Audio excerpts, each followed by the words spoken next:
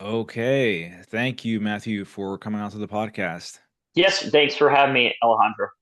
Please tell us a little bit about yourself and your business. Yeah, definitely.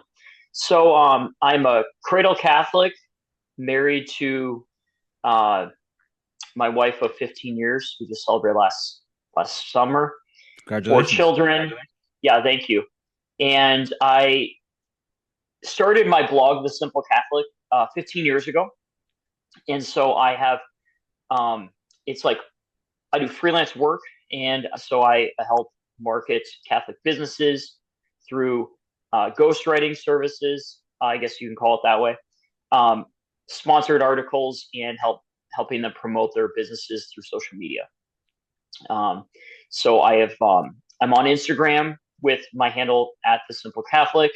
That I you might have seen some of my memes that I've shared and created. That's how I found you. Yeah, that way. I I have that in the blog in tandem, and then I'm also on LinkedIn as well. I was, creating content there. So, and then I also am a freelance writer and contributing blogs to other publications such as Catholic Link. I've been doing that regularly.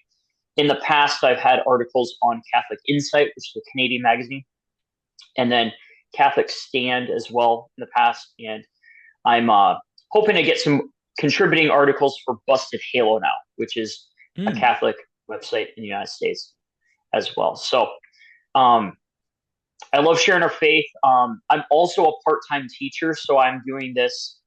I'm kind of in a unique space where I'm a freelancer, but I'm still doing the Simple Catholic business while at the same time teaching part-time.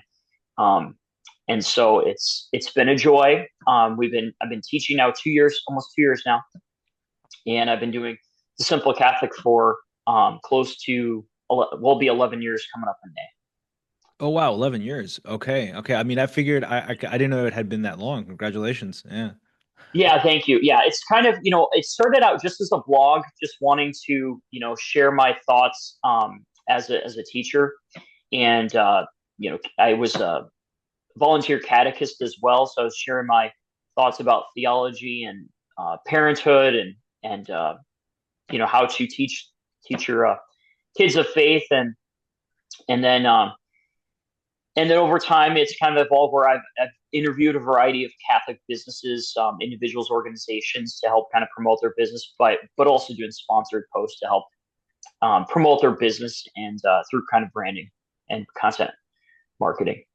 Excellent, excellent. That leads me next to the point, actually, which is one of the things that I want to emphasize to the listeners is that a lot of times people will think, oh, but like I don't have the time or like I don't have the space or like, oh, that sounds like a lot, and it's one of those things where, yes, you're in this unique position, but you're proof positive that it is possible. It does work. Like you can start something and then also you can start something, you can't start a business. It doesn't have to be this all consuming thing. You can also, you have a family to feed, you have responsibilities. So you also take work elsewhere, but that doesn't mean that you have to kind of put your dream or your ambitions on the shelf. So why don't you tell us a little bit about what inspired you to go into business and why this business? And yeah, let's just start there. Yeah, so I started this back in 2015, and that was a year where it was very God like sent everything in the kitchen sink at us. We had moved up to a new city, away from my parents, away. I mean, it was so far, but it was a significant move for the first time in my life away from family.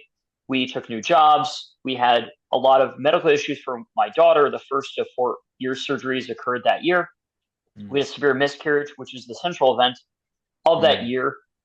A lot of despair, a lot of loss. And wow. I never, because of everything else, I didn't have any time to even think and deal with the grief of that. So I likened it to it was like a delayed reaction where, Got it. so I didn't have time to grieve. So the blog was my way to like cope and to journal and to like Mm, pray essentially. And then the second reason, which was secondary to that way to get my grief out, was to teach people about the faith, things that I never had a chance to say in the classroom or there were lessons that were very successful that when I was teaching Old and New Testament to my students, that it had a really good lesson. The lesson or the message hit, and so I wanted to articulate that in expanded form on my blog. So those are some things that um, that I started my blog out as, and I had so much study of the faith, and with my experience teaching and my theological studies, that you know, and the combination of the grief I was experiencing, that it just kind of was natural, this natural yearning to put forth it. And then we experienced another miscarriage in 2017, and that was when I discovered St. Philip Neri, who's a patron saint of comedians. That was probably the first like pillar or milestone, I guess, of the blog. That's where I actually like had more of a focus. The first 2 years, it was like a nebulous type of like Got it. patchwork system. And Yeah. and so like in 2017, I created my formal Instagram account, was more intentional on social media. And so I officially changed my name to The Simple Catholic. It was something much longer and more vague in the first couple of years. And so I changed to The Simple Catholic, and then I just had my tagline became sharing the joy of the gospel. And because he's the patron saint of joy. And so that was like the big moment, I think, one big moment. And then the pandemic hit, so I kind of took a little bit, that kind of upheaved a lot of things, and returned back to blogging more intentionally back in 22. And from then on, I've just been more intentional about sharing and kind of being intentional about helping small businesses. And that kind of led to some opportunities in 2022, 2023, to where I got some clients, working with them, doing some ghostwriting, sometimes on my blog, sometimes on their platforms. And so that allowed me to create work that way. And then I also do some content marketing through or social media marketing through other partnerships I've done that people have found me through my Instagram channel. Got it. Excellent. No, I remember coming across your page when I was when I had also made kind of this decision where I wanted to serve specifically the Catholic community. I mean, again, I'll serve anyone who I have the values aligned with, right? Because that's where I'm starting from Mm-hmm. now. But I totally get this approach, and it's really interesting. I came across it, and there are some real bangers on that page, man. There's some really good stuff where I'm just like, that's really funny. Like this whole pie graph about the one I'll share it later. This whole pie graph of like, why do Catholics worship Mary? And then it's like, nope, still don't. And then it's like all the different Yes. categories. It's that's it's there's just every couple ones. You have a great cadence where some of them I think and that's the importance of stand up, like thank you for sharing that because it was one of those things where I actually went through a phase of stand up myself. I was going also, it's amazing to me it's amazing to me how much joy can be born from such tragedy and such hardship. I was also in Mm-hmm. a very, very hard point in my life, and decided I'm like, I need to somehow find joy in this. And I don't know how I'm gonna do it. And I was like, let me just try stand up. Let me just try. It's like, who cares? And I wasn't amazing, but I was good enough where I was making people laugh and bringing joy.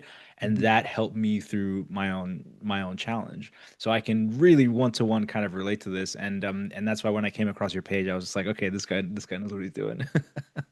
Yeah, thanks.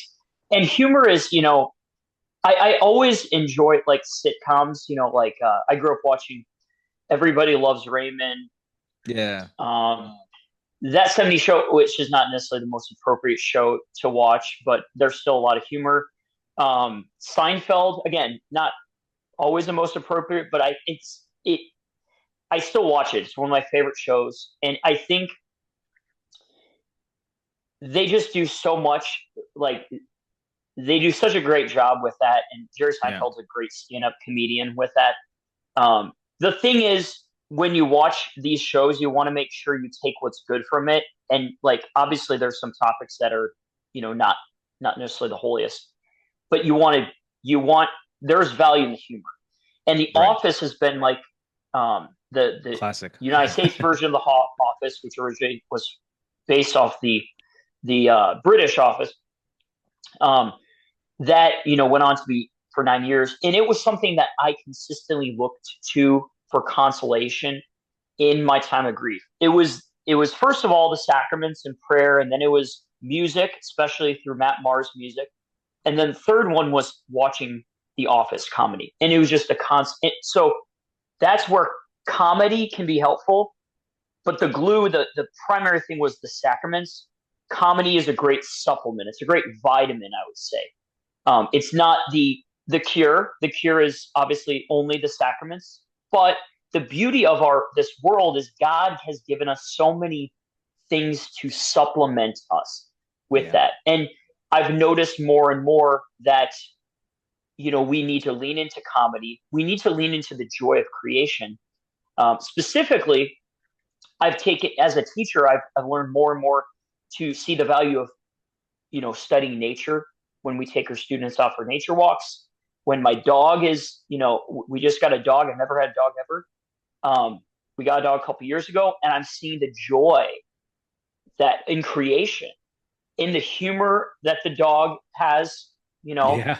the humor that God has, and also the wonder and awe that he does with that. And so, like, there's this consolation that you can see in nature.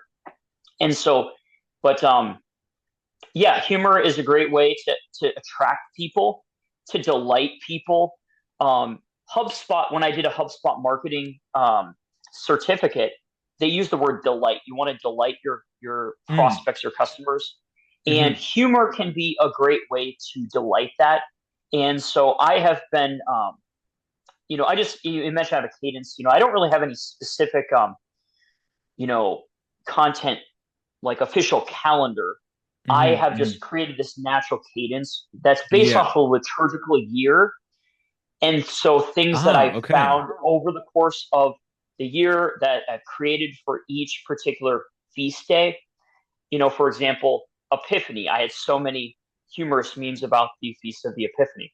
Right. In addition to some great informative content that I have about that. So like the next one is I'm going to be looking forward to the Feast of St. Francis de Sales, which is later this month. One of my favorite saints, a lot of great wisdom from him, but there's also a couple of funny memes that I know I'm going to reshare Sure. from that, Sure. related to that. So like Yeah. it's the cadence of liturgy.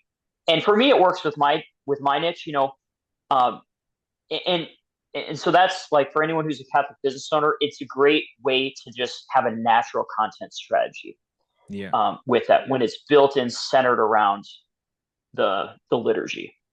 Yeah, that's absolutely that's a great tip. So yeah, for everyone listening, I completely agree with that. Actually, that's something that when I returned to the faith and started creating content around this around the topic, of course, I also what I did was that basically I figured I also used the Saints as kind of like a go-to starting point. So I would hop onto Canva, I would design like a prayer card for that day.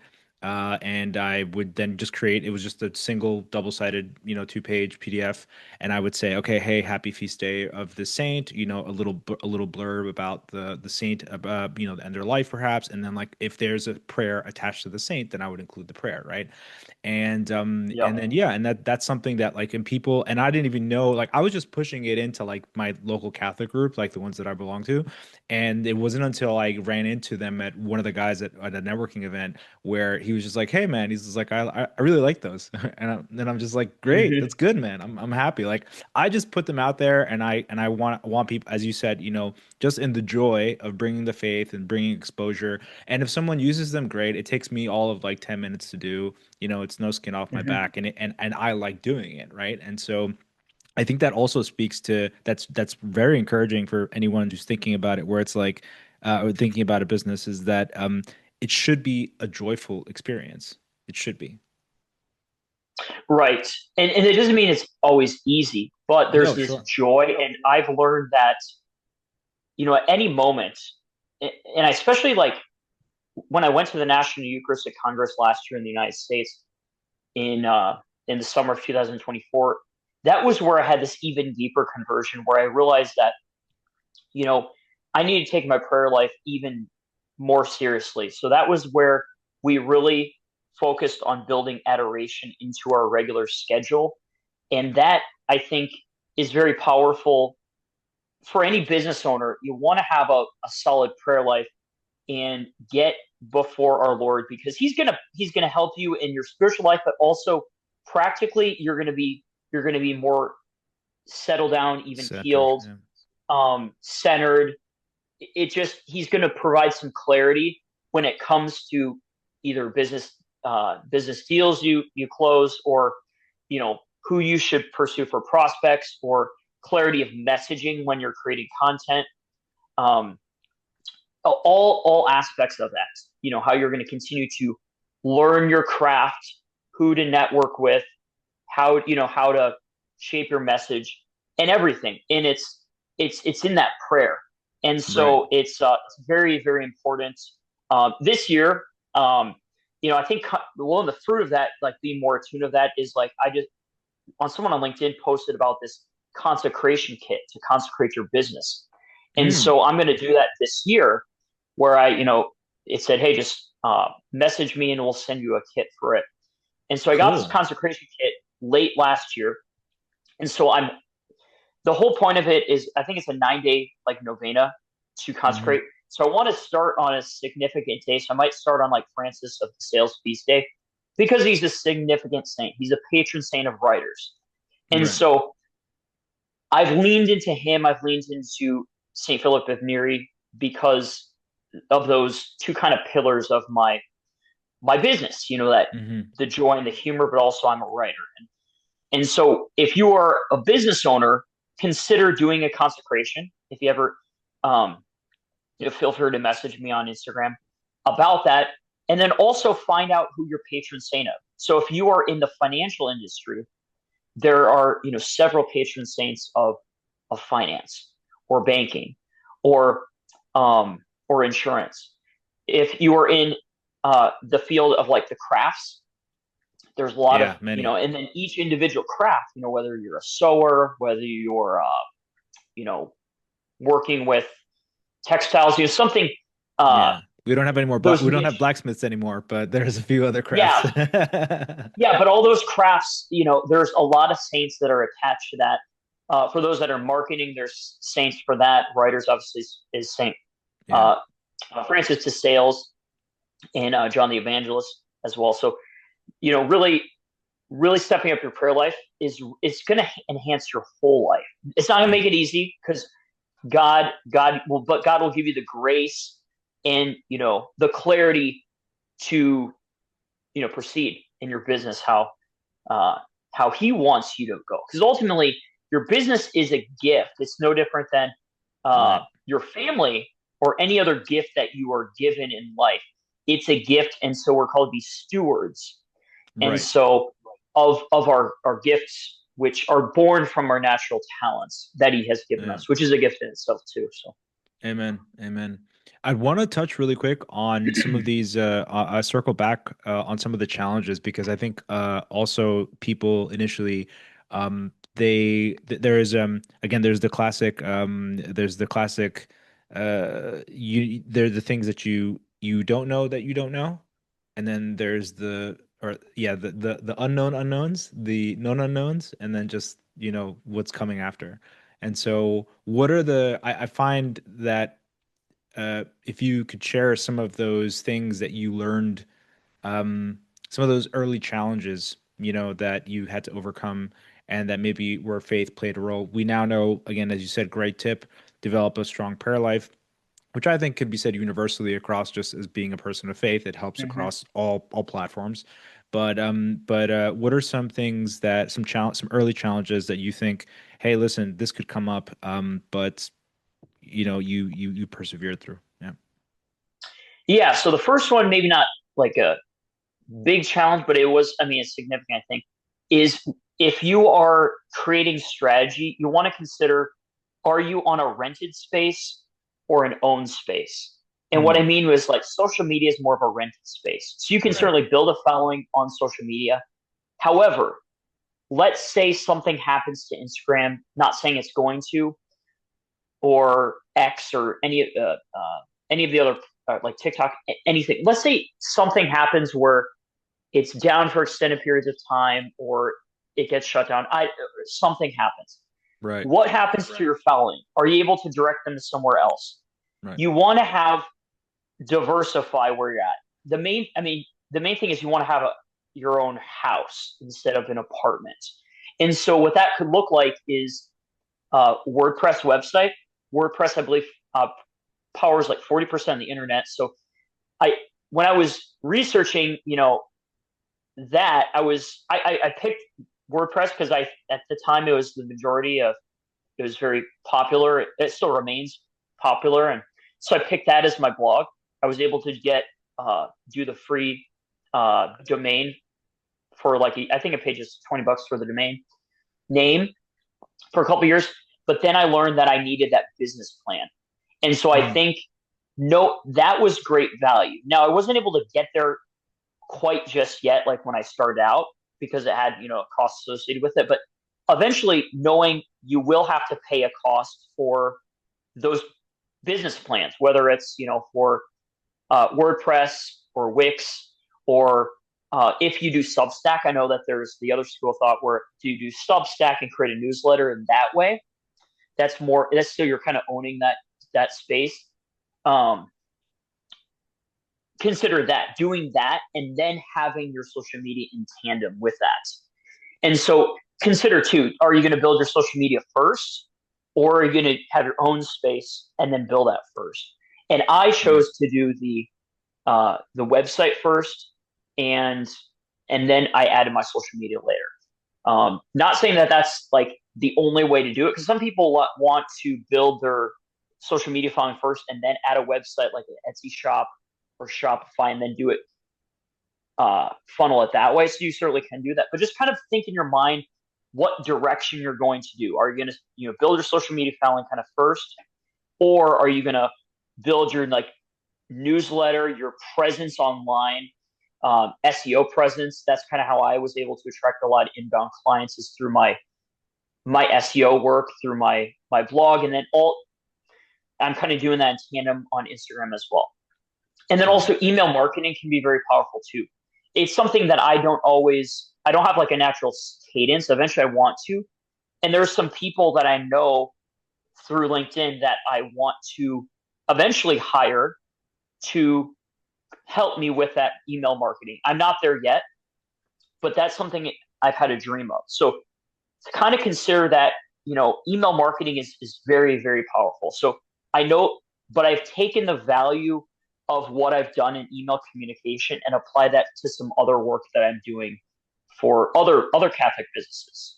Because I Right. also do some work for, other Catholic businesses like Voyage Comics, and I came across them because of my blog. So that opened the door to all these other endeavors. You never know. So, even if it's just a side project or side hustle, know that it could open up other doors that you don't anticipate. Right. So it could either, have you be freelance, or maybe open the door to have you be full blown business. It kind of depends. And I would say the other one, other thing I've learned is like follow up is so key. I forgot who said it, but someone said there's fortune in the follow up.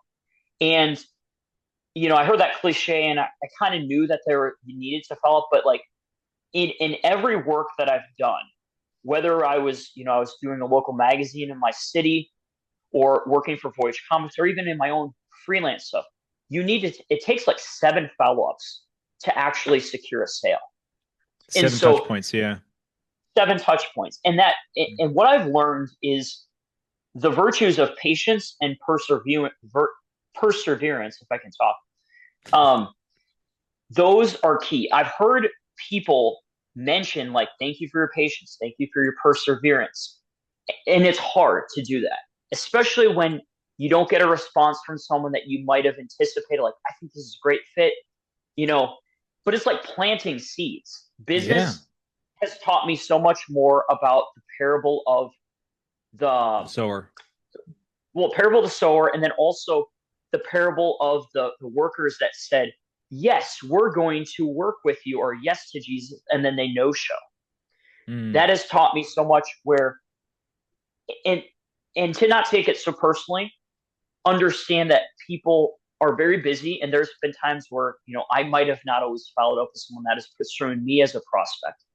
And knowing it wasn't, there was no ill intention there, and knowing that it can be frustrating, it can be tough, but knowing that when you persevere joyfully, Yes. that little cross, and Yeah. sometimes it feels like a big cross, and it might be a big cross at sometimes in your life, and in business it feels like a bigger cross than it would normally, but he will carry us in that Yeah. cross. Yeah.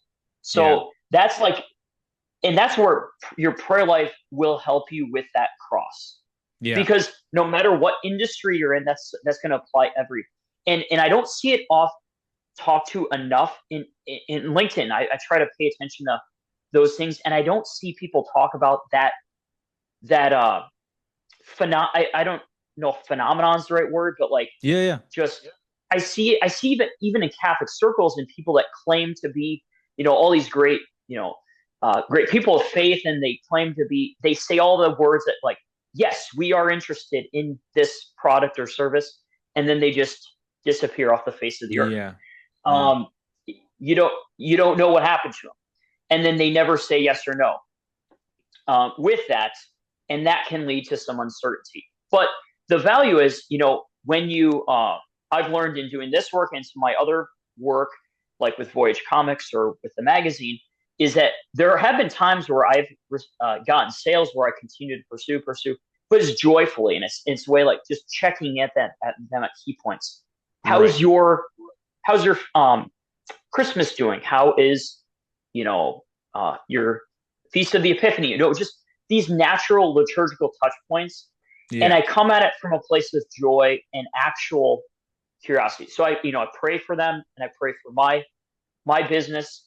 Um, but that'd be the one thing I would really, really like, say, to be encouraged by having Good. that prayer life, and knowing it takes a lot of follow up in some Yeah. cases.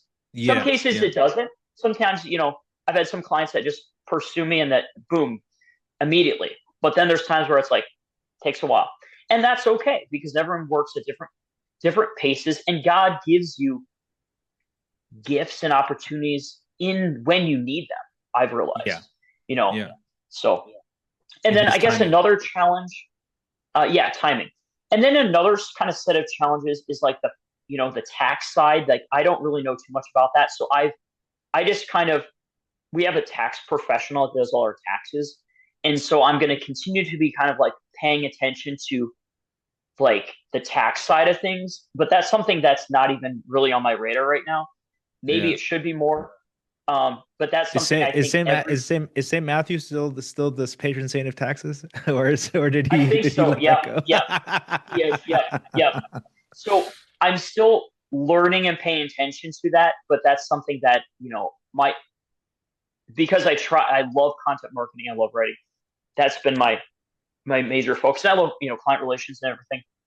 So taxes is something I just kind of let my tax professional, who Yeah. was already doing her taxes when I was having W-2 work, with that. But I'm more apt now to listen to what he's saying, and Yeah. kind of paying attention more to that. So if you have a tax person, I would I would have a great relationship. Maybe talk to them a couple times a year, um, because that's something that every business owner is going to need to 100%. know.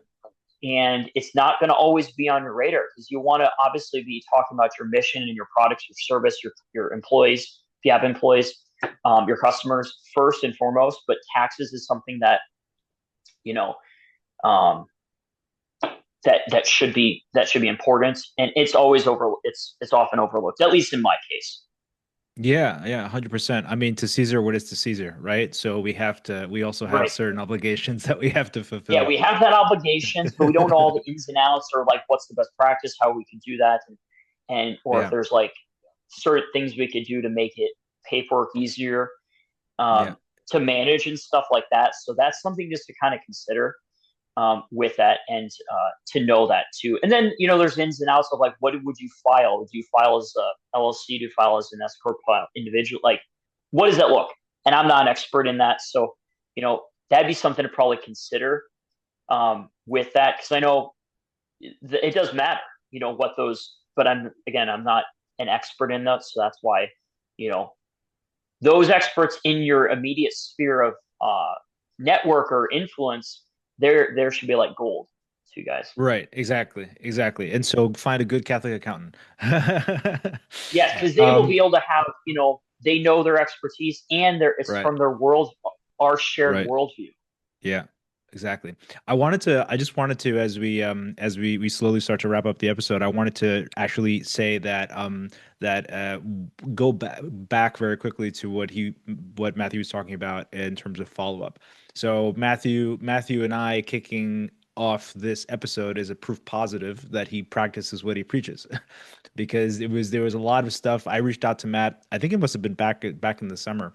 And I think and we were so, yeah. talking back and forth, and we had honestly, like, we had tried, I think maybe 3 or 4 times already, and something always came up, and now, again, I could have sat here and like taken that personally, or like, like, but I didn't. I understand. I'm like, the man, firstly, as a business owner myself, is like, I understand the man's a business owner, there's a lot going on. He's a family man, he's got kids, he's got a wife, he's got other responsibilities. But one of the things that I also think is really important, again, is that, like, at some point you're going to be the one pursuing, and at another point you're going to be the one receiving. And when you're the one receiving, it's very important to kind of do exactly as you did, where it's like, you never ghosted me. You never just left me hanging. Like, you always said, "Hey, listen, oh man, this thing came up. I'm really sorry. Hey, listen, can we punt it to next week?" Or, like, there was always some kind of a foundational thing. You didn't just reach out to me via email. You said you used Instagram as well, because you know that it's also a faster medium. And so it's one of those things where, like, again, proper communication, I think, is born from this deep understanding that, like, this is another person, this is another child of Christ, and you got to respect them that way. There's another brother or sister that's trying to reach out to you, and so as long as you as the pursuer are understanding, and you as the pursued are, well, are communicative, I think it works out. Here we are. So yeah. Yeah, it's well said. Like, we are brothers and sisters in Christ, and it's business is, if we live our faith out, like, from not just Sunday, but have it pour forth into Monday throughout the rest of the week. Um, what that means is, even in our communication, and I say, like, the more you learn about Catholicism and live it out, the more it's going to practically impact your life. It's obviously, the main point of it is to build us spiritually and prepare us for heaven. But we can experience heaven on earth here through the sacraments, through our vocations. But also, it's going to help us practically. You're going to communicate better because we understand that God is love, God's a trinity of persons, which means there's a constant communication with him in the Godhead, and that we're mirrors of that. So we're meant to communicate with our fellow brothers and sisters in Christ. And Jesus said in the gospel, there's two. He condenses all the commandments, which were originally 10, and then it blew up to 613, I think, with the Jewish Yeah. laws and all the, Yeah. all these little nitpicky things. He condenses it all the way down to two, which is a summary of the first three, and then this last seven. But God, love your God above all things, and your neighbor as yourself. And I think very simple things, just following up. You should care for your neighbor, and have your words match your deeds. It doesn't mean you have to always be like super joyful, enthusiastic, like happy, go up, with that. But it just means, like, we are supposed to live incarnationally. So that means there's gonna be times someone's sick, or you're not feeling it, or whatever reason, you have too much, you overbooked, something happens. But to being open to that, and knowing, like, there's an actual person on the other side, and that's just a good business practice. But it's even more than that. When you live your faith out, you're naturally going to see the results from a business standpoint. You're going to have more inbound people come in. And the paradox is, this mystery is, if you go in and be like, oh, I'm just going to convert to Catholicism, and just, like, so I can have all these, make a business facade of just to attract Yeah, all no, it's these not gonna captive work. clients.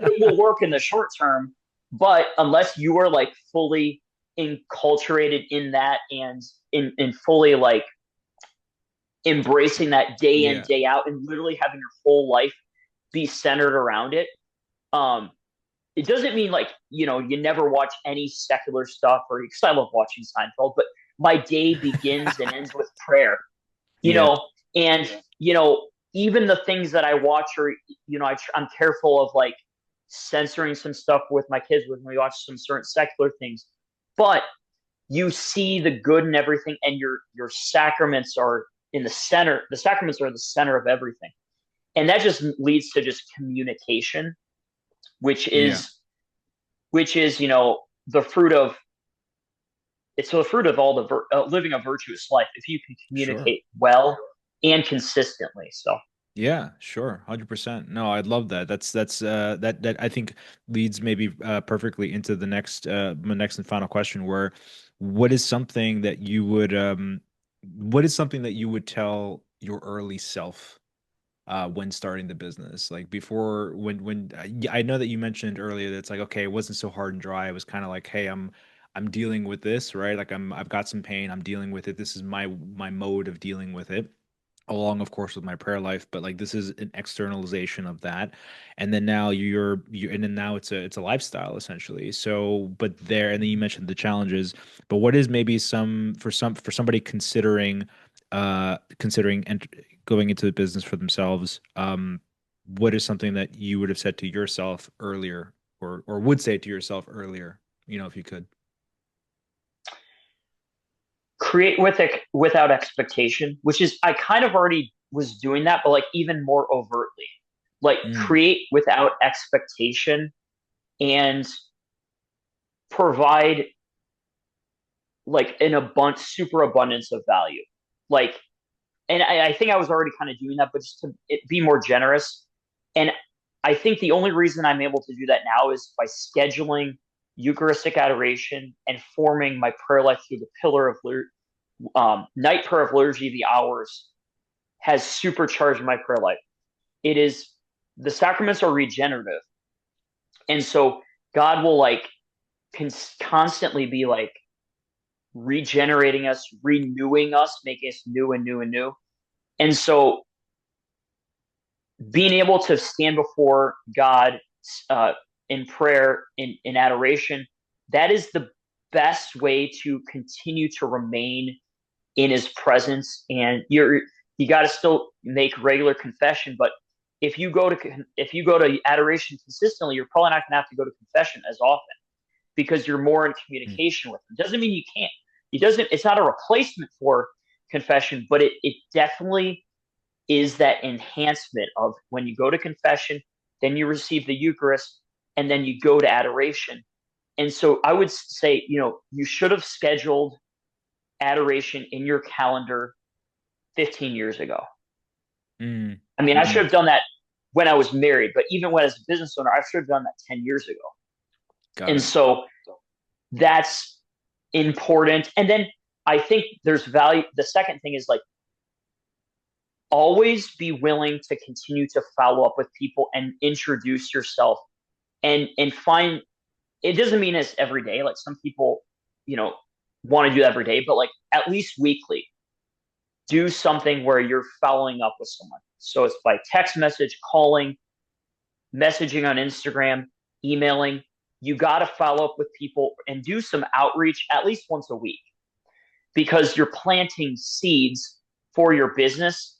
And, you know, I was a little hesitant with that just because of, I don't know, I just had some fears, I guess, that really didn't make sense, looking back at that. But I would say schedule Eucharistic adoration and you got to have constant follow up. So I would say at least weekly. Some people say you got to have you do it like daily, during the work week, you know, 10 people a day.